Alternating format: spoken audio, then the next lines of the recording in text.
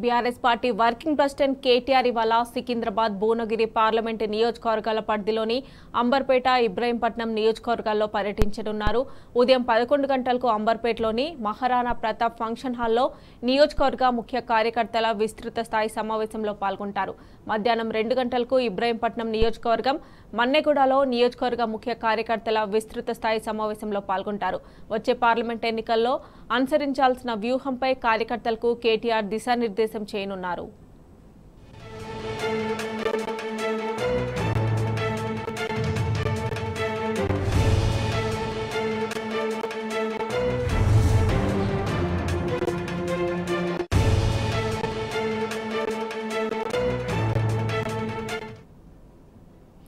ఇదే అంశానికి సంబంధించి మరిన్ని డీటెయిల్స్ మా ప్రతినిధి లివిల్ అందజేస్తారు. లివిల్, ఇవాళ BRS working president KTR Secunderabad, ఇటు భువనగిరి పార్లమెంట్ నియోజకవర్గాలకు సంబంధించి సన్నాహక సమావేశాలకు హాజరు కానున్నారు. ఇటు సికింద్రాబాద్ సంబంధించి అంబర్పేటలోని మహారాణా గార్డెన్ లో కార్యకర్తల సమావేశానికి హాజరవుతారు. అనంతరము మన్నెగూడలో జరిగే ఈ ఏదైతే భువనగిరి కాన్స్టిట్యూన్సీకి సంబంధించిన సన్నాహక సమావేశంలో బీఆర్ఎస్ వర్కింగ్ ప్రెసిడెంట్ కేటీఆర్ హాజరవుతారు. అయితే ఏదైతే ఇటు పార్లమెంట్ ఎన్నికల దృష్టి కావచ్చు, ఇటు అసెంబ్లీ ఎన్నికల్లో కొన్న ప్రతికూల ఫలితాలు వచ్చిన నేపథ్యంలో ఈ సన్నాహక సమావేశం ఏర్పాటు చేశారు. అయితే చలో నల్గొండ సభ ఉన్న నేపథ్యంలో ఈ రెండు నియోజకవర్గాలకు సంబంధించిన సన్నాహక సమావేశాలు వాయిదా పడుతూ వచ్చాయి. వాళ్ళ ఆ సన్నాహక సమావేశాలకు సంబంధించి పలు కీలక అంశాలకు సంబంధించి కార్యకర్తలతో దిశానిర్దేశం చేస్తారు. అంతేకాకుండా క్యాడర్ కు బీఆర్ఎస్ పార్టీ అండగా ఉంటుంది, బీఆర్ఎస్ పార్టీ భరోసాను ఇస్తుందని చెప్పేసి సందర్భంగా ఇవాళ మాజీ మంత్రి బీఆర్ఎస్ ప్రెసిడెంట్ కేటీఆర్ దిశానిర్దేశించున్నారు. ఇప్పటికే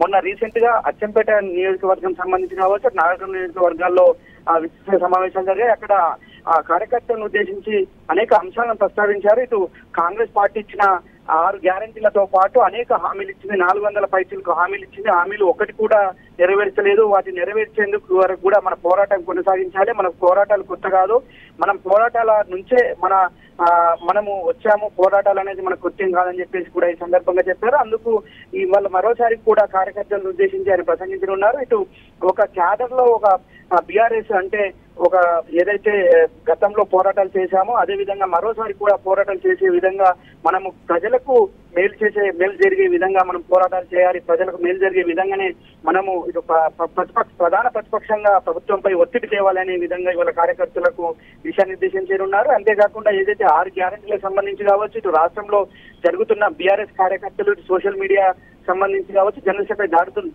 దాడులు జరుగుతున్న నేపథ్యంలో వాటిపైన కూడా భరోసానిచ్చే అవకాశం ఉంది. అంతేకాకుండా వారికి అండగా ఉంటామని గతంలోనే చెప్పారు. మరోసారి కూడా ఈ ఆయా నియోజకవర్గాల సంబంధించిన సన్నాహక సమావేశాలు ముఖ్య కార్యకర్తల సమావేశంలో ఇవన్నింటిపై చర్చించే అవకాశం ఉంది. అంతేకాకుండా ముఖ్యంగా ఏదైతే గ్యారంటీలు అని 6 గ్యారంటీలు అని చెప్పేసి అవనికాని హామీలతో ప్రభుత్వంలోకి వచ్చిన కాంగ్రెస్ ప్రభుత్వంపై ఒక్కొక్కటిగా నిలదీయాల్సిన అవసరం ఉంది. 100 రోజుల తర్వాత గ్యారంటీలు అమలు కాని నేపథ్యంలో పెద్ద ఎత్తున పోరాటం చేయాల్సిన అవసరం కూడా ఉందని చెప్పేసి ఇప్పటికే బీఆర్ఎస్ పార్టీకి సంబంధించిన వర్కింగ్ ప్రెసిడెంట్ కేటీఆర్ చెప్పారు. అంతేకాకుండా బీఆర్ఎస్ పార్టీయే గతంలో నాడైనా నేడైనా బీఆర్ఎస్ పార్టీయే తెలంగాణ గొంతుకుగా ప్రశ్నిస్తుంది తప్ప ఇతర ఏ పార్టీ కూడా తెలంగాణకు సంబంధించి తెలంగాణ అంశాలను లేవనెత్తలేదు. పార్లమెంట్ లో సైతం కూడా బీఆర్ఎస్ ఎంపీలే అనేక ప్రశ్నలు అడిగారు. తెలంగాణ రాష్ట్రానికి రావాల్సిన అనేక సంక్షేమ కార్యక్రమాలకు సంబంధించిన నిధులు కావచ్చు, నీళ్లు కావచ్చు, అన్నింటిపైన కూడా బీఆర్ఎస్ ఎంపీలు పోరాటం చేశారు.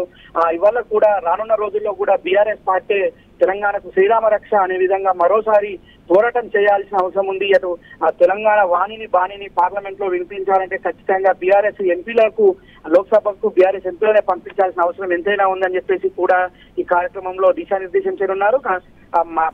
12 గంటలకి ఇటు అంబర్పేట నియోజకవర్గానికి సంబంధించి సన్నాహక సమావేశంలో పాల్గొంటారు. అనంతరం 2 గంటలకి మన్నెగూడలోని ఇబ్రహీంపట్నం నియోజకవర్గం మన్నెగూడలో అక్కడ భువనగిరి నియోజకవర్గానికి పార్లమెంట్ నియోజకవర్గానికి సంబంధించిన ముఖ్య కార్యకర్తల సమావేశంలో పాల్గొని వాటన్నింటిపైన ఒక డిస్కషన్ చేయనున్నారు. మొత్తానికి బీఆర్ఎస్ పార్టీ అనేది తెలంగాణకి శ్రీరామ రక్ష, మాజీ ముఖ్యమంత్రి కేసీఆర్ తెలంగాణకు అండాదండ అని చెప్పేసి కూడా మరోసారి ప్రజల్లోకి చెప్పుకుంటూ మనకు చేసిన పథకాలను మరోసారి మనం గతంలో చేశాము, ఏ విధంగా అయితే ఫలితాలు వచ్చాయి అవన్నిటిని కూడా చూపిస్తూ ముందరికెళ్ళాలి. ఇవాళ కాంగ్రెస్ వస్తే కరెంటు కోతలు, ఇటు నీటి కటకటతో మనం నిత్యం చూస్తున్న పరిస్థితులు అన్ని కూడా ప్రజలకు తెలియజేసే విధంగా ఇవాళ ముందుకెళ్లాల్సిన అవసరం ఉందని చెప్పేసి కూడా ఈ సందర్భంగా అటు వచ్చిన ముఖ్య కార్యకర్తలకు దిశానిర్దేశం చేసే అవకాశం ఉంది మమత.